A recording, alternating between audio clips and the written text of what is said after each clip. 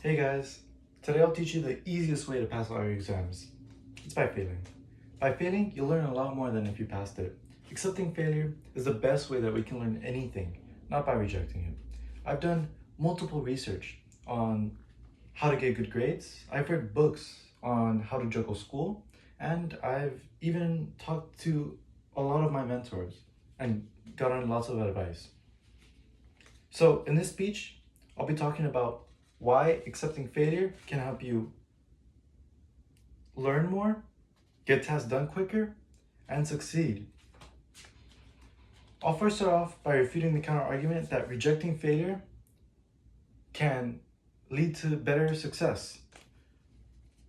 One counter argument is that if you're more accepting of failure, you're less scared to fail, and you're more focused on learning. And this can lead to a less competitive nature, to losing out on opportunities. But although this can lead to you losing a job, I think it's better to learn from that failure and losing that job, because the next job interview that you'll go to, you'll know why you lost that job, and it'll be so much easier to get that next job. Many entrepreneurs think that learning from failure is the only way we can learn something.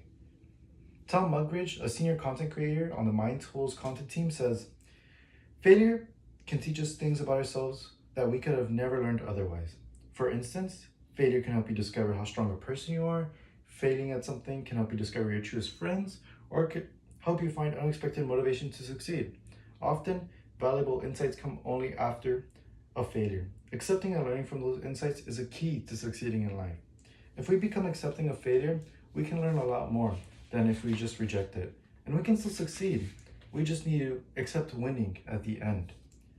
The only way that we can learn something is by accepting the failure. And once we're open to failing, we're open to learning. And learning something is a lot better than learning nothing.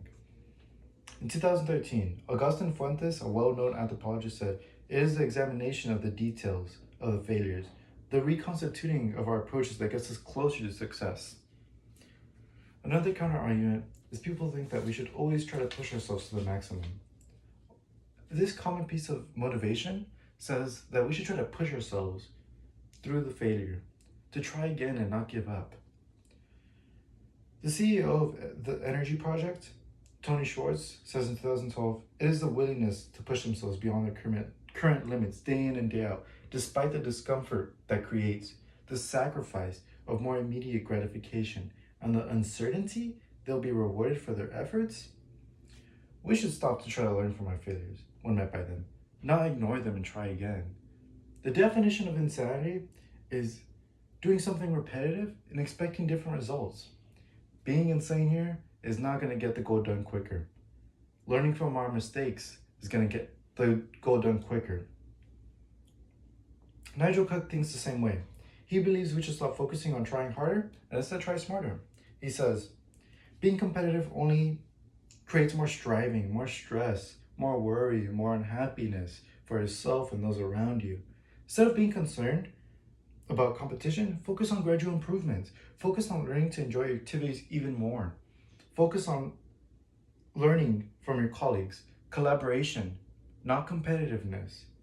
Instead of stressing ourselves with putting our all in, we should try to find a better way to solve the problem. We should try to work smarter, not work harder. And that usually means learning from our mistakes. The last counter argument is that we will be less pressured to succeed if we're more accepting of failure. With constant reminding that failure is okay, people will try less and therefore succeed less. Thomas Alpong, featured at Forbes and Business Insider, explains this in his 2017 article. It's easy to give up on something, not because not doing it is always easier, but giving up means you're losing something important, like helping someone. And so if my reasons for doing something aren't just selfish, pleasure, vanity, then I'll renew my vigor for struggle. This alone is often enough to get me going again, especially if I'm doing it to help someone important. Quitting after multiple failures is a real struggle, but without failure, we cannot learn. With constant failure, we need constant motivation. That's true. But How did first-time CEO and startup founder find his success, Chris Myers, CEO of Bowtree?